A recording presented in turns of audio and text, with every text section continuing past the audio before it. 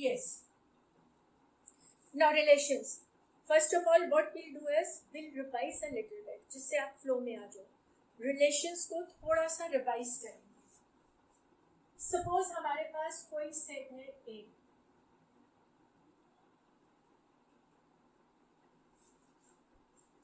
जिसके एलिमेंट्स है 1 2 3. तो हम इसका कार्टेशियन प्रोडक्ट निकालते हैं. A का कार्टेशियन प्रोडक्ट विद A मतलब A क्रॉस है. कुछ थोड़ा बहुत याद आ रहा है क्या किया था हमने? देखो A ऐसे कर दो उसको. A 1 2 3 आप इसके साथ क्रॉस कर रहे हो तो ये हो जाएगा 1 1 फिर 2 और ऐसे 3 था. 1 1 1 2 1 3 2 1 2 2 2 3 3 1 3 2 3 3 और यहाँ भी सब common.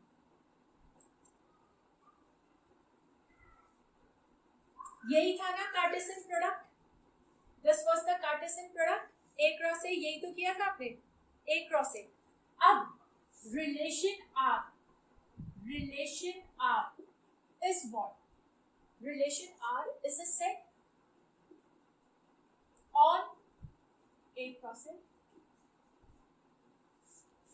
Yeah, is a better set. Is a subset of A cross A.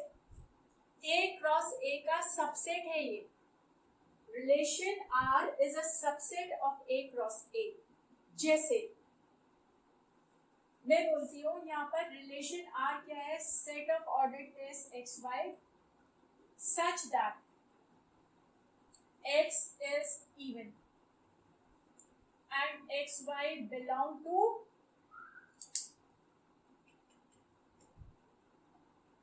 A cross A. ये है xy belong to A cross A. xy belong to A. ये है x is even मतलब y तो कुछ भी हो सकता है. y के बारे में तो नहीं लिखा है. x even होना चाहिए. तो हमारा r क्या होगा भाई? देख लो यहाँ से even का है. ये 2 1 2 2 2 3. बाकी ordered pairs में x is odd. So those ordered pairs will not be part of this relation R. Relation R यही होगा. होगा कि नहीं? रिकॉल कर पा रहे हो? यही था ना रिलेशन R. और ये क्या है? ये इसका पार्ट है मतलब ये सबसेट है. तो याद करो कि A क्रॉस A के जितने भी सबसेट होंगे, बहुत सारे होंगे. इसके कितने एलिमेंट्स हैं? 1 2 3 4 5 6 7 8 9 एलिमेंट्स हैं इसके 9 एलिमेंट्स हैं. तो इसके सबसेट्स कितने होंगे? बताओ कितने होंगे? किसी सेट में अगर n एलिमेंट्स हैं तो उसके सबसेट्स कितने होते हैं? 2 to the power 9. Yes, number of subsets will be 2 to the power 9. 2 to the power n होता है. यहाँ पे x को even कैसे बोला? ये रिलेशन R बोल रहा है कि मेरे में वही एलिमेंट्स रहेंगे A क्रॉस A के जिनमें x even है. तो रिलेशन क्या है? x is even. ये रिलेशन है ना, x is even. अब देखो एक और रिलेशन स्टडी करते हैं इसका. R रिलेशन हमें क्या बता रहा है? Difference of x minus y is x minus y equals to 1. Short में लिख दिया. तो इसके जो हमारे एलिमेंट्स होंगे वो कौन से होंगे? x minus y is 1. 1 minus 1 0 नहीं होगा. 1 minus 2 is minus 1. यहाँ तो प्लस 1 क्या रहेंगे? 2, 1 हो जाएगा. तो ये भी नहीं होगा. 2, 1 होगा और 3, 2 हो जाएगा. Yes, 3, 2 हो जाएगा. और कुछ बनेगा? I don't think so. ये दो ही एलिमेंट्स बनेंगे. और आप ध्यान से देखो क्या ये दोनों subset of A cross A है ना? ये subset of A cross A है. तो याद रखो जितने सबसेट होंगे A क्रॉस A में उतने ही रिलेशन बन सकते हैं. आप एक और एग्जांपल. रिलेशन को क्लियर होना बहुत जरूरी है. रिलेशन जितने अच्छे से आपको समझ आएगा उतना आगे हम टाइप्स ऑफ रिलेशंस पढ़ पाएंगे. आर रिलेशन क्या है? आर रिलेशन है defined on A cross A such that it is a set of ordered pairs x, y, जहां पर हम बोल सकते हैं x इज ग्रेटर देन 4, बाकी शॉर्ट में डिफाइन कर देते हैं इसको, x इज ग्रेटर देन 4। तो मुझे बताओ R में कौन कौन से एलिमेंट्स आने वाले हैं? R में कौन कौन से एलिमेंट्स आने वाले हैं?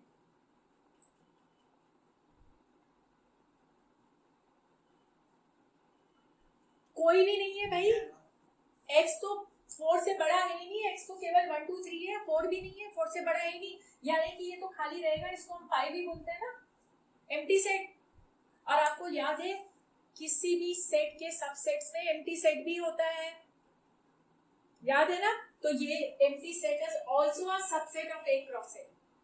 तो यहां से हमें एक चीज बिल्कुल क्लियर होती जा रही है, एक चीज बिल्कुल क्लियर होती जा रही है कि रिलेशन R जो है, जो A क्रॉस A पे डिफाइन होता है, वो चाहे कोई सा भी रिलेशन हो, उसके एलिमेंट्स हमेशा A क्रॉस A के सबसेट होंगे। यानी कि A क्रॉस A के जितने भी सबसेट है या जितने भी एलिमेंट्स हैं, वो किसी ना किसी रिलेशन को डिफाइन करते हैं, कोई ना कोई रिलेशन हमें बताते हैं। समझ गए बेटा? ये चीज अच्छे से समझ आ गई है? Clear to everyone? चलो अब next,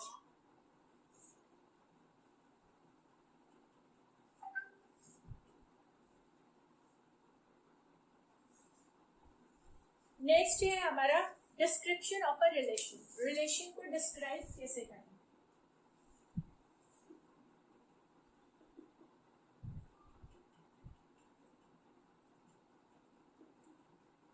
Description of a relation,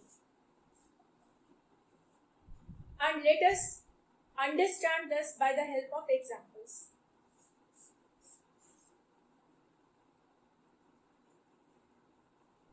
Let us take examples. Let us understand this by the help of examples. जैसे suppose हमारे पास है A. A is a set whose elements are 1, 2 and 3. और B एक set है, इसके elements हैं से 1 3 5 and 7, ये इसके एलिमेंट्स हैं। और हम इस पर डिफाइन कर रहे हैं कोई रिलेशन, रिलेशन डिफाइन कर रहे हैं। आप देखो क्या होगा, आप ध्यान देना इस पर। R is a relation whose elements are say 1 1 1, then 2, 3 and 3, 5। ये रिलेशन है। और रिलेशन को एक और तरह से डिफाइन करते हैं, एक और तरह से डिफाइन करते हैं रिलेशन को। रिलेशन है हमारा set of ordered pairs a b such that, set of ordered pairs a b such that b equals to 2a minus 1, b equals to 2a minus 1, जहां पर a belongs to a and b belongs to b। ये भी हमने एक relation को define करा किया है। और एक और करते हैं, this is first way, this is second way, और थर्ड वे में आ गया हमारा ARB। ARB का मतलब है A is related to B such that B equals to 2A minus 1, B equals to 2A minus 1 and A belongs to A while B belongs to B।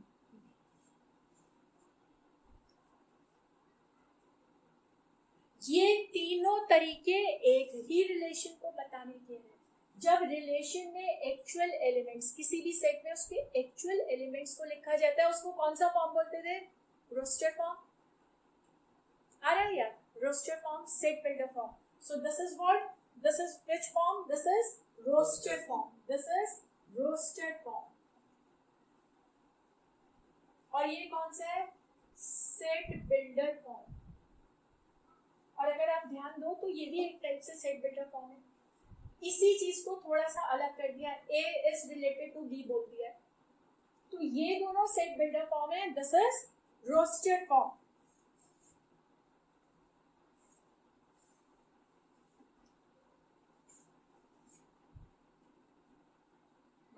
Clear to everyone?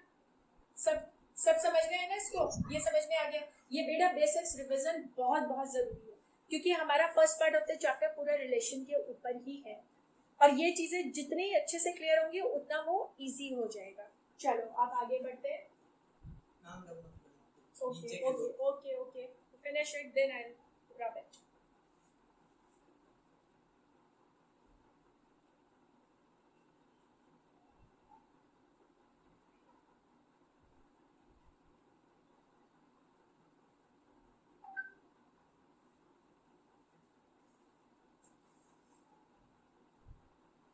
Done?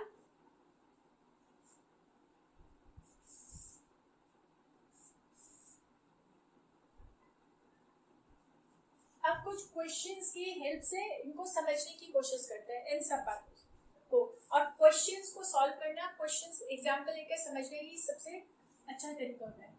Question क्या है? Question ये है कि right a relation on A, on set A. Relation set ए से है, set से कभी relation नहीं होता, रिलेशन होता है कार्टेशियन प्रोडक्ट से। तो जो हमारा रिलेशन हमने सेट ए पर डिफाइन किया, मतलब वो ए क्रॉस ए पर हुआ है, वो ए क्रॉस ए पर हुआ है। तो डिफाइंड एज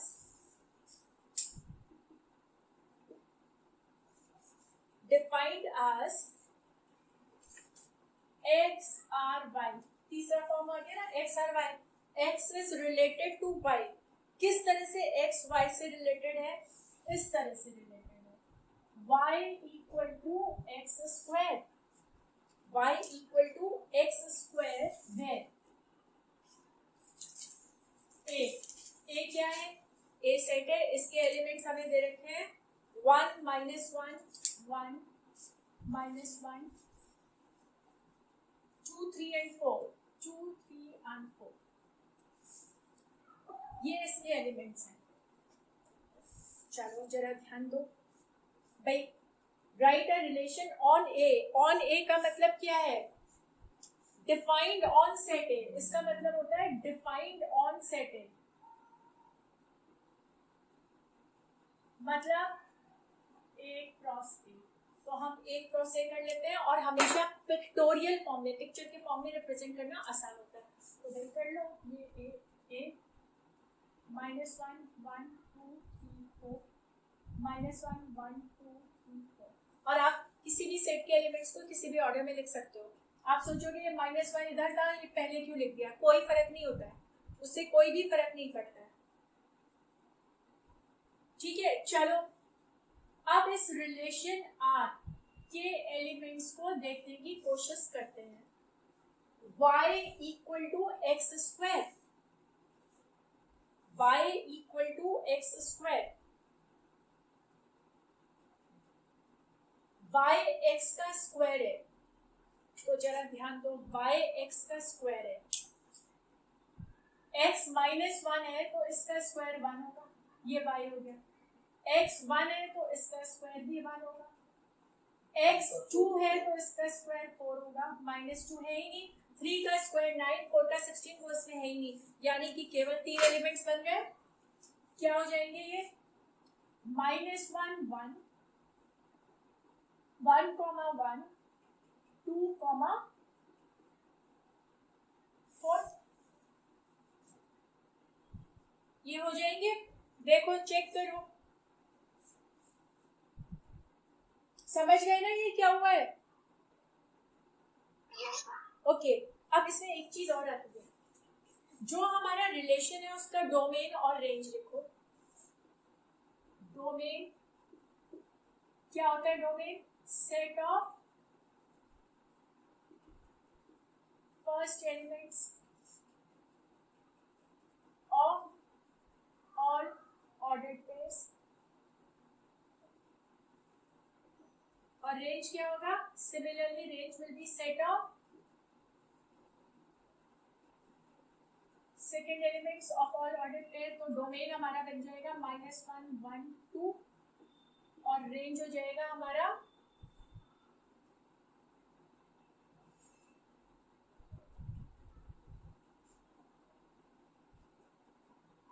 1 and 4, रेंज तो 1 and 4 हो गया.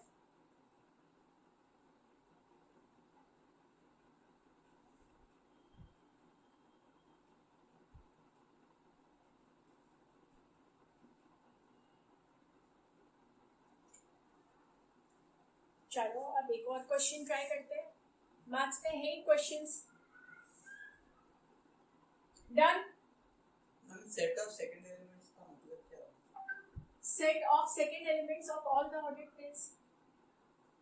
Second element of all the ordered pairs 1 और 4 दो ही है. तो बस तो इसका रेंज 4 होगा. 1 और 4. What is range? Range is set of second elements of all ordered pairs of the relation. Ordered pairs of relation. R के जितने भी ऑर्डर्ड पेयर्स हैं उनकी सेकंड एलिमेंट. सेकंड एलिमेंट क्या है? 1 और 4 ही तो है. तो 1 और 4 और अगर 3 होते हैं जैसे वहाँ पे 1 है फिर 2 है और 4 है तो 1 2 4 हो जाएगा. Okay done. आप दोनों को कोई डाउट है इसमें? सबको क्लियर है? चलो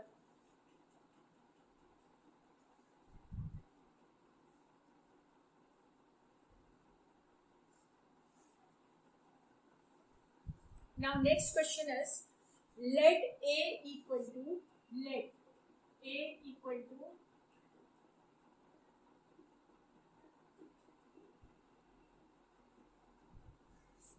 A में एलिमेंट्स है 2 से लेकर 9 तक.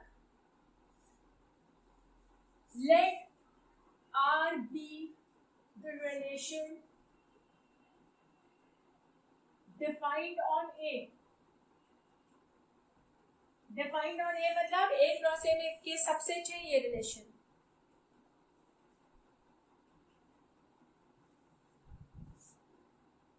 X R Y such that ये रिलेशन को डिफाइन कर रहे हैं. X R Y such that X belongs to A, Y belongs to A. होगा ऐसा? X belongs to A और Y भी A को बिलोंग कर रहे हैं. And again x square equals to y and y equals to and x equals to y square. ये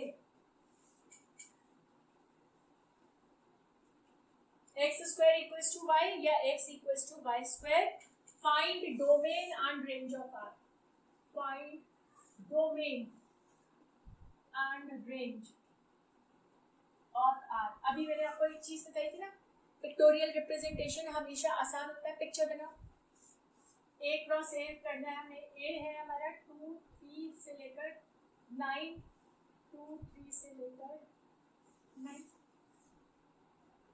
चलो लिख ही लेते हैं इसको. लिख ही लेते हैं पूरा. 2 3 4 5 6 7 8 9 4 5 6 7 8 9. और रिलेशन क्या कह रहा है? X square equals to y. X square equals to y.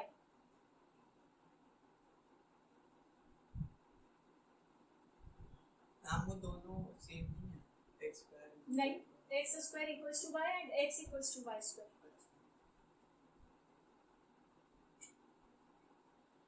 X square equals to y कौन सा बनेगा? X square equals to Y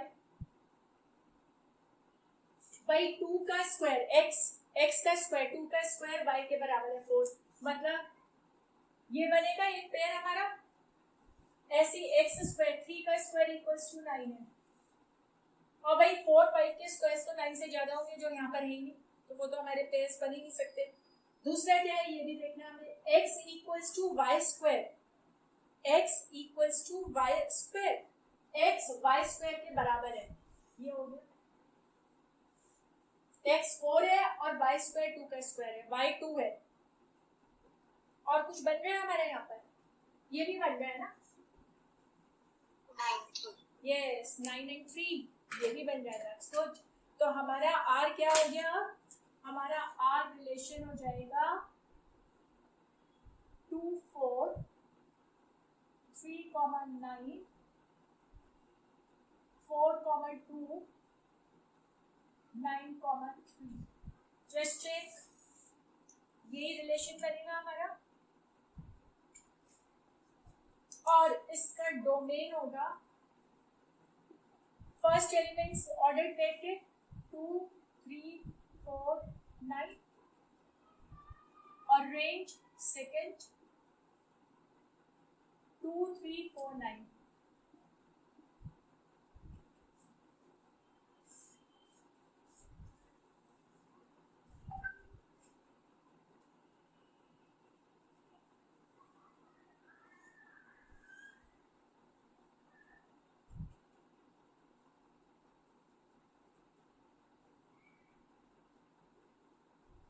नाम डोमेन फर्स्ट लेटर का होता है, रेंज सेकंड वाले का. Yes,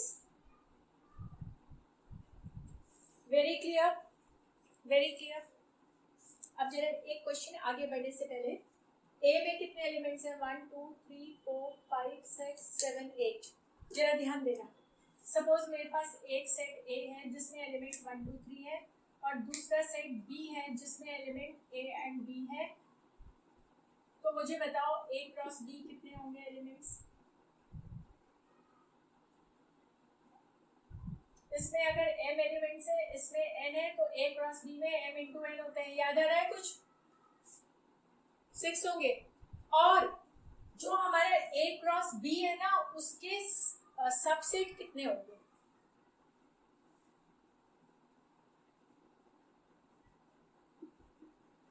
will be 2 raised to power. What? 2 raised to power number of elements. Number of elements यहाँ 6 है, तो 2 raised to power 6. जनरलाइज कैसे करोगे? ये छोटी छोटी चीज याद रखनी है. याद रहेगा ये? अब you remember this now?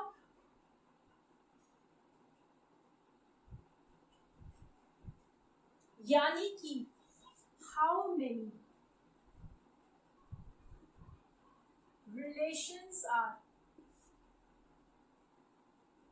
possible in A cross A. जितने सबसेट है उतनी रिलेशन पॉसिबल है, और सबसेट का नंबर इतना है, तो number of relations possible will be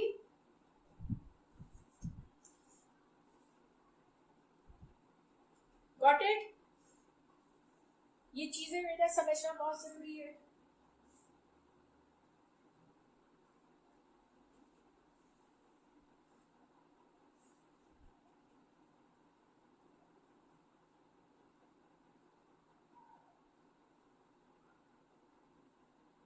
चलो आगे बढ़ते हैं.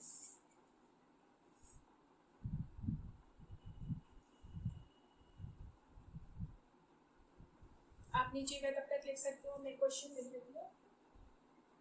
A relation on A set A क्या है? सेट A है -2, -1, 0, 1, 2. A relation on set A equals to -2, -1, 0, 1, 2 is defined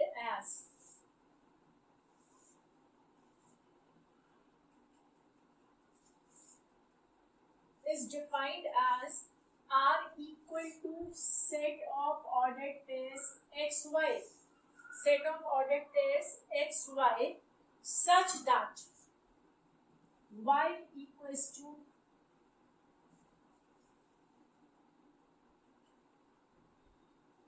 x mod and x is not equal to -1. ये भी दे रखा है, x is not equal to -1, then find the number of elements. Find the number of elements in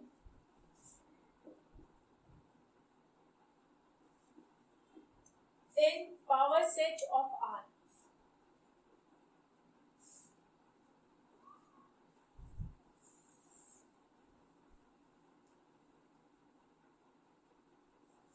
This is the question now.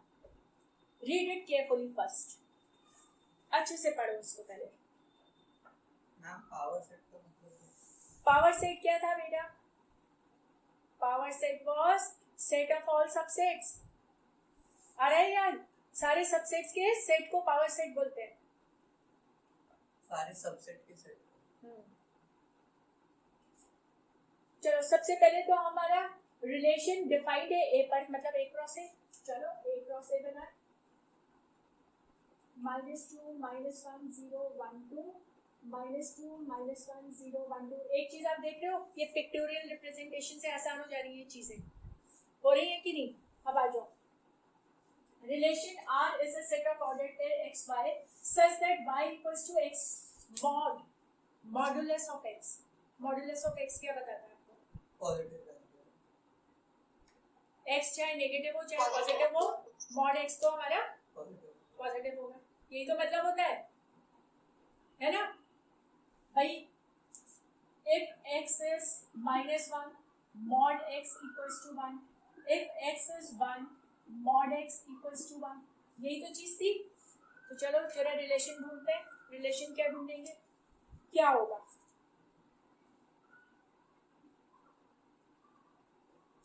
-2 x -2 है तो y mod x है।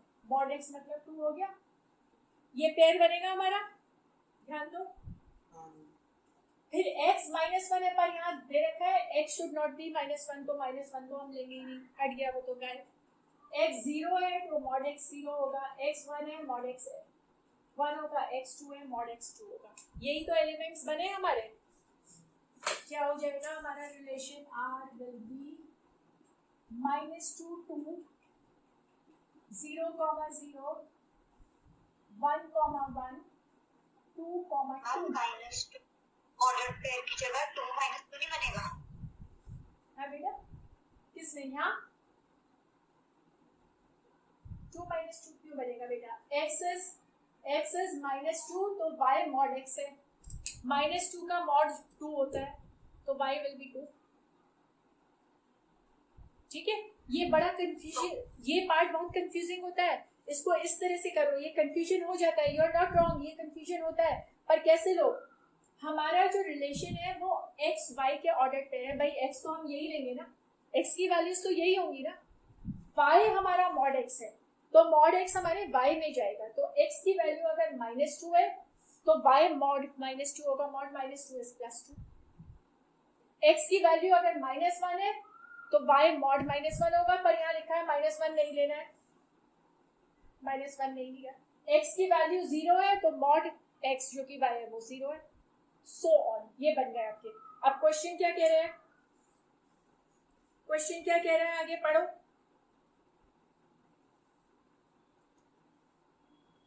क्या कह रहे हैं क्वेश्चन? क्वेश्चन कह रहे हैं find the number of elements in power set of R। Number of elements in power set of R। Power set of R क्या होता है? Set of all subsets of R। आया याद? यही था ना power set, set of all subsets of R। अब बताओ मुझे, R में अगर 4 एलिमेंट्स हैं, 4 एलिमेंट है, तो बताओ बेटा R के कितने सबसेट होने वाले हैं? बताओ लावण्या, आप बताओ बेटा सबसेट ऑफ R कितने होंगे? अभी किया था ना 5 मिनट पहले, है बेटा? 4 नहीं होंगे, 2 raised to power 4, 2 raised to power n, 2 raised to power n, n is 4 here, so 2 raised to power 4 that is 16। तो अब बताओ मुझे पावर सेट ऑफ R में कितने एलिमेंट्स होने वाले हैं? 16 elements. Yes, so power set of R में 16 एलिमेंट्स होंगे। कॉन्सेप्ट समझना है, चीजों को समझना है। किसी भी सेट में जितने एलिमेंट्स होते हैं उसमें कितने सबसेट्स होंगे? 2 raised to power number of elements. ठीक है, देखो एक छोटा सा एग्जांपल लेकर फिर से समझो इसको। सपोज ए सेट है हमारा ए बी, कितने एलिमेंट्स हैं इसमें? n is 2। इसके सबसेट कितने होंगे? चलो सबसेट निकालते हैं। सबसेट होंगे ए, सबसेट होगा बी, सबसेट होगा ए बी, और सबसेट होगा 5। ये होंगे सबसेट, और इन सारे सबसेट्स का सेट ये होगा, ये सबसेट्स का सेट हुआ, इसको क्या बोलते हैं? Power set. This is power set of A. भाई कितने एलिमेंट्स है पावर सेट ऑफ ए में? 4 एलिमेंट्स है। 4 है कि नहीं? और 4 ही तो सबसेट थे, तो जितने सबसेट होंगे पावर सेट में उतने ही एलिमेंट्स होंगे, और नंबर ऑफ सबसेट्स होते हैं 2 raised to power n, that is 2 raised to power 2 in this case। तो अब आया समझ गए अब इसको?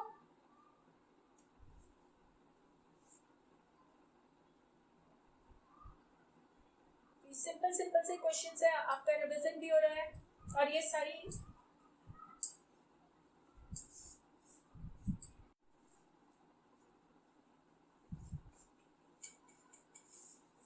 चलो अब ये हमारा लगभग रिवीजन खत्म हो रहा है।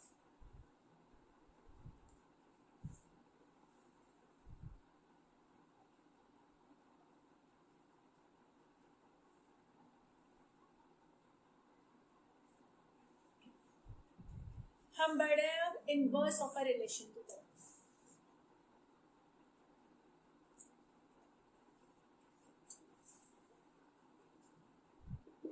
इनवर्स ऑफ अ रिलेशन, अब देखो, if R is a relation on set A, if R is a relation on set A, then the inverse of R, then the inverse of R, that is ऐसे represent करेंगे inverse of R को,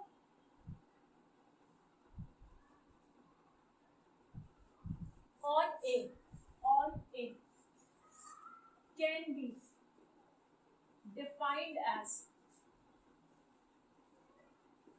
कैसे define कर सकते हैं भाई R inverse को?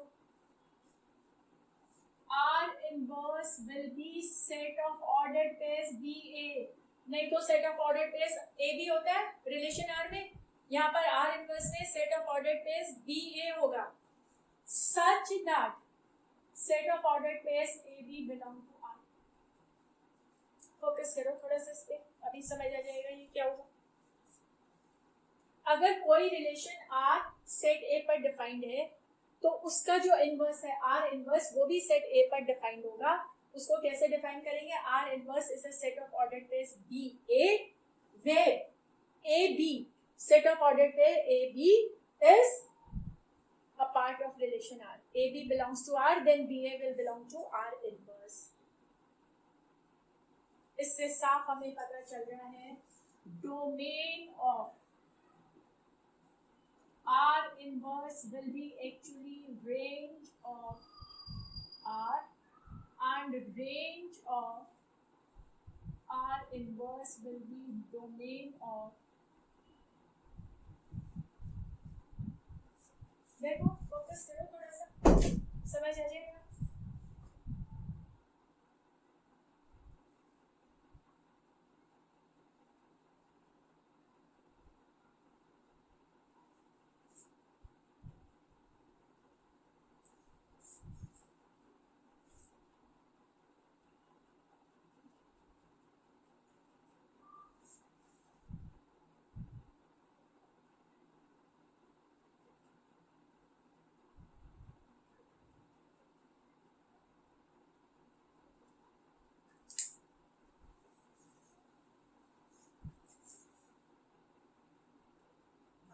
वो रिलेशन एक और समझा सकते हो। हाँ बेटा कौन सा बताओ? R inverse is equal to E comma okay inverse of a relation. चलो दोबारा से देखते हैं। इनवर्स हमेशा पढ़ते आए हो 8 से। इनवर्स होता क्या है?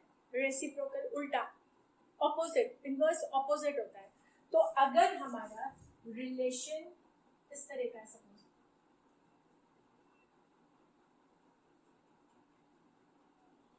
ये रिलेशन है हमारा कोई भी, तो इसका इनवर्स क्या होगा?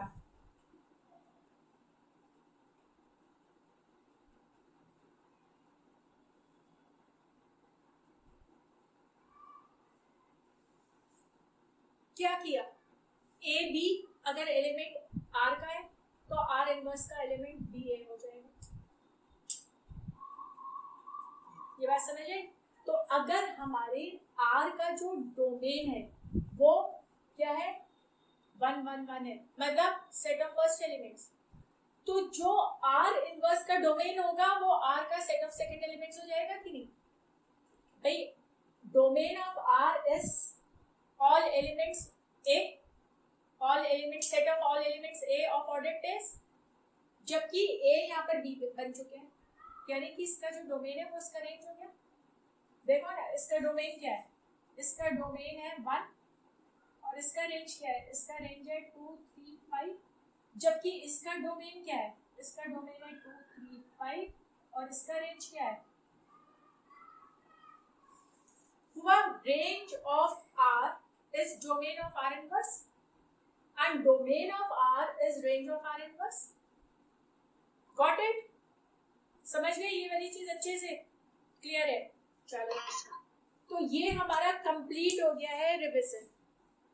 जो चीजें हमें इस चैप्टर को शुरू करने से पहले पता होनी चाहिए रिलेशन के बारे में, वो हमारे यहाँ कंप्लीट हो गया। और अब हम एक्चुअली बढ़ रहे हैं अपने चैप्टर पर 12th के पॉइंट ऑफ व्यू से, 12th के पॉइंट ऑफ व्यू से। चलो देखते हैं अब क्या क्या हमारा आता है रिलेशन में।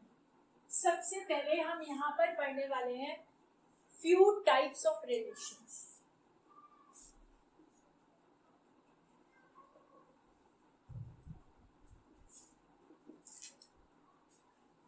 Types of relations, types of relation में हमारा रिलेशन नंबर 1 होगा, टाइप्स ऑफ रिलेशन में रिलेशन नंबर 1 होगा एम्प्टी रिलेशन। एम्प्टी रिलेशन,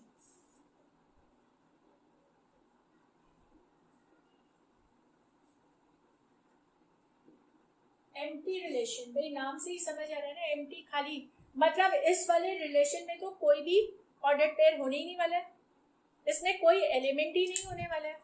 अब सोचो कि ऐसा कोई रिलेशन पॉसिबल है जिसमें कोई भी एलिमेंट ना हो? है भाई, पॉसिबल है। कैसे? Let us take an example again. Let set A be defined as set of all students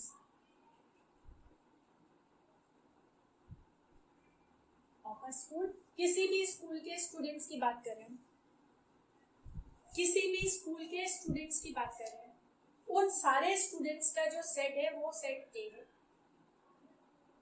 and let R be the relation defined on A, मतलब A क्रॉस A में कोई रिलेशन है R, और ये relation क्या बोल रहा है? ये रिलेशन कह रहा है difference in age of any 2 students should not be, yes, should be more than, should be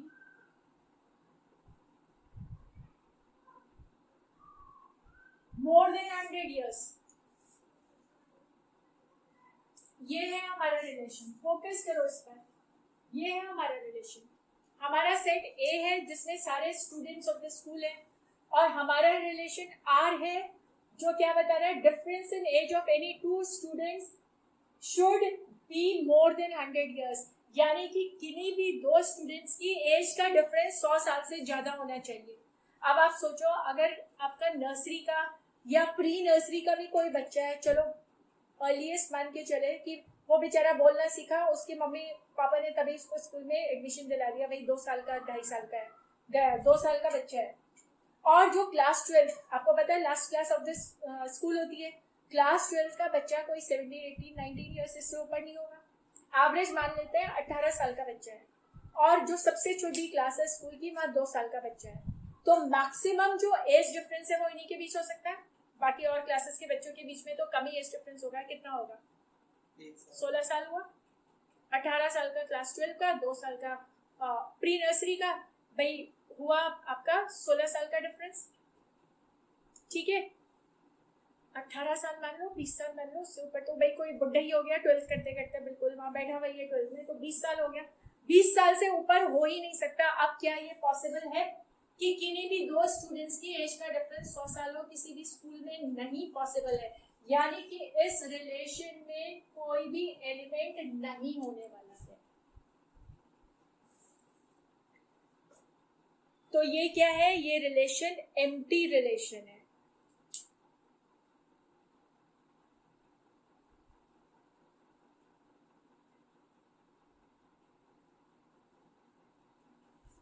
अब ये हमारा एम्प्टी रिलेशन हुआ। दूसरा जो रिलेशन आता है वो यूनिवर्सल रिलेशन, वो है हमारा यूनिवर्सल एम्प्टी रिलेशन। सेट होता है तो ऐसे खाली छोड़ देते हैं। हाँ, ये खाली छोड़ देते हैं या फाइव से रिप्रेजेंट करते हैं एम्प्टी सेट को, दोनों ही एम्प्टी सेट होता है। या तो ऐसे एम्प्टी सेट या तो सिर्फ यस, 5। 10 और 10। Now universal relation, universal relation का क्या मतलब है? यूनिवर्सल रिलेशन का मतलब अभी समझते हैं, पहले जरा एग्जांपल लेते हैं, अपने आप समझ आते हैं। यूनिवर्सल रिलेशन, चलो ऊपर वाले सेट ए को all students of the school, ये ए यहीं से पिकअप कर लो, A is a set of all students of the school, but the relation R is now difference in age of any two students should be less than 100 years, should be less than 100 years।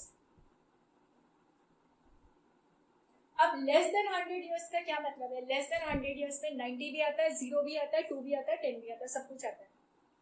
और आपको पता है अब अच्छे से कि किसी भी स्कूल में सबसे छोटी क्लास और सबसे बड़ी क्लास स्कूल की जो है, उसके किसी भी बच्चे के एज का डिफरेंस हम लेंगे तो वो तो 100 ईयर्स से कम ही होना है, चाहे वो 5 ईयर्स का हो, चाहे 2 ईयर्स का हो, चाहे 20 का हो, वो हर वक्त 100 से कम होगा। यानी कि स्कूल में जितने भी बच्चे हैं, ये रिलेशन उन सब पर अप्लाई कर रहा है। तो सोचकर बताना, क्या रिलेशन का कार्डिनल नंबर, जितने एलिमेंट्स, कार्डिनल नंबर का मतलब होता है जितने एलिमेंट्स है इसके, क्या वो इसके बराबर होगा?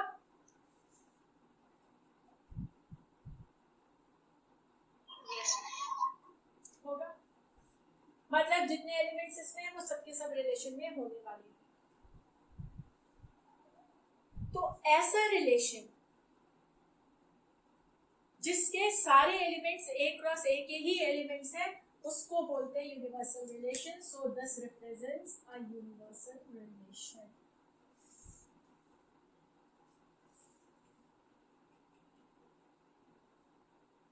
अब ये चीजें इतनी आसान है, थोड़ा सा बेटा ध्यान देते रहो आप लोग, तो देखो यहीं पर लर्न होता रहेगा, ये समझ आ जाएगा, यही आपको कुछ करना भी नहीं पड़ेगा इसमें। अब जरा आगे बढ़ते हैं यहां से। ये हमारी दो टाइप की रिलेशन थी, एम्प्टी एंड यूनिवर्सल। और अब हम आगे पढ़ने वाले हैं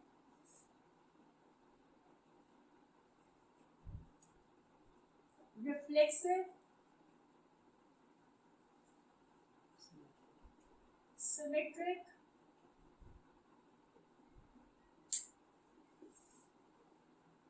ट्रांजिटिव,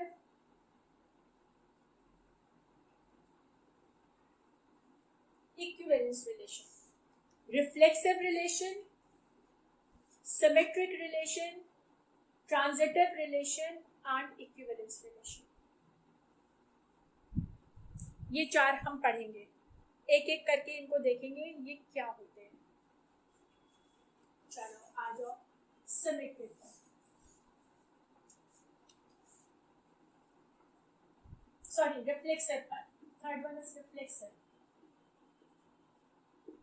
रिफ्लेक्सिव पर आ जाओ, जरा इसको समझने की कोशिश करते हैं।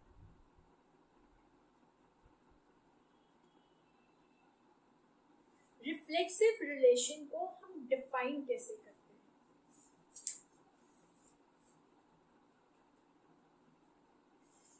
AA belongs to the relation R.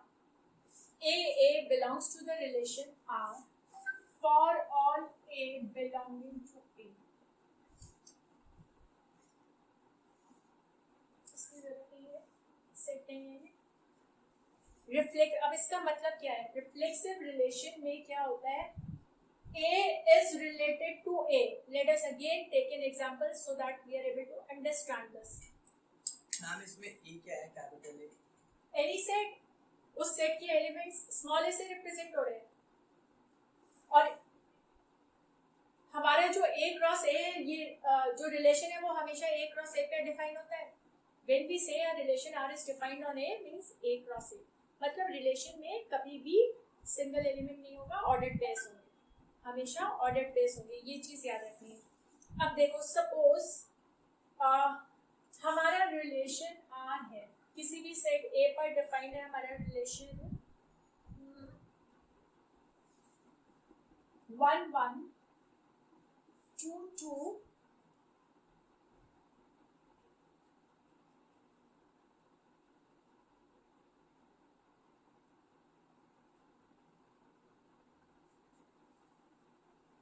3 3.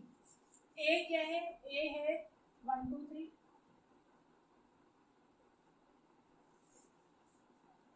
ठीक है, इस A क्रॉस A पर ये हमारा एक रिलेशन है R1, एक हमारा दूसरा रिलेशन है. अभी सुनते जाओ, आपको समझ आ जाएगा.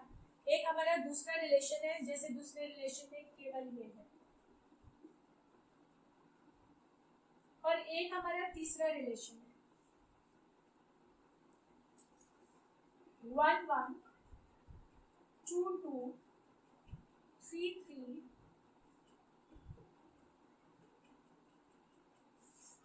1. अब हम देखते हैं कि इनमें से कौन सा रिलेशन रिफ्लेक्सिव है, कौन से रिलेशन रिफ्लेक्सिव है. और रिफ्लेक्सिव वो होगा जिसका A बिलोंग टू R होगा. हम अभी तक क्या लिखते आए रिलेशन में? AB belongs to R, AB belongs to R. But हमारा रिलेशन रिफ्लेक्सिव कब होगा? जब A is related to A, मतलब A बिलोंग टू R. मतलब बहुत सिंपल सा तरीका है कि भाई दोनों एलिमेंट सेम होने चाहिए. ठीक है, अब जब हम इसका ऑर्डर्ड पेयर्स बनाते हैं, A क्रॉस A करते हैं, तो हमारा 1 1 1 2 1 3 2 1 2 2 2 3 3 1 3 2 3 3 ये बनेंगे इसके एलिमेंट्स. अब देखो 1 1 है, 2 2 है, 3 3 है. 3 एलिमेंट्स हैं और तीनों आपस में अपने से ही रिलेटेड है, अपने आप से ही रिलेटेड है. जब अपने आप से ही एलिमेंट रिलेटेड होता है तो उसको हम रिफ्लेक्सिव बोलते हैं. मतलब रिलेशन R1 इज रिफ्लेक्सिव.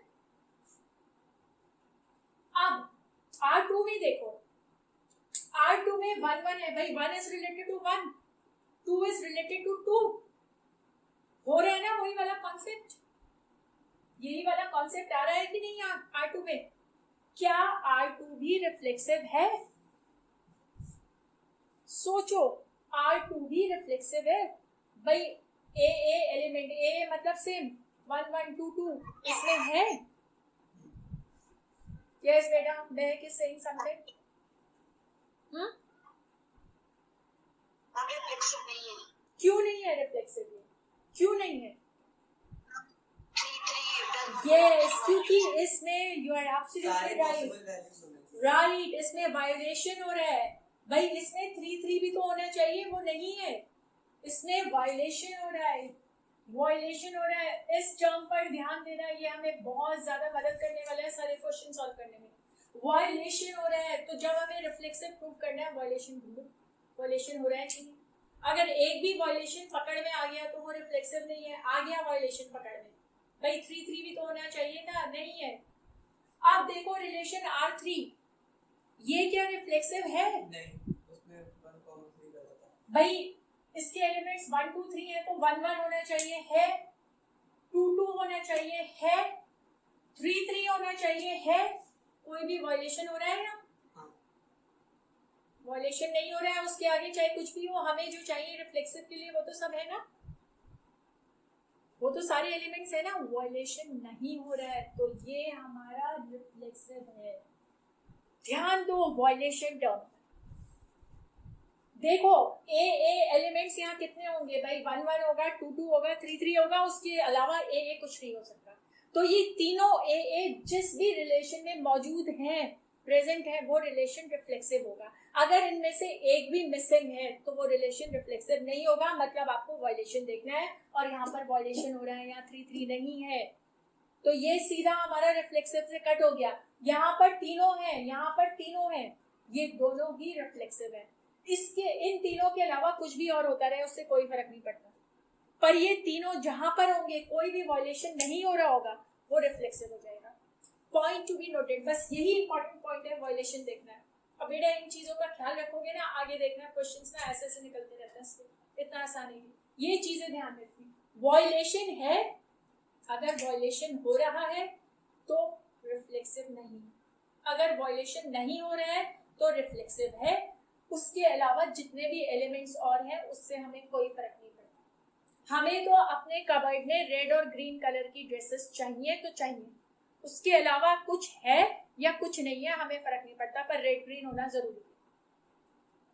समझ गए बात को भाई, रेड ग्रीन तो चाहिए ही चाहिए, उसके अलावा कुछ है तो बहुत ही अच्छी बात है, नहीं है तो भी हमें फर्क नहीं पड़ रहा।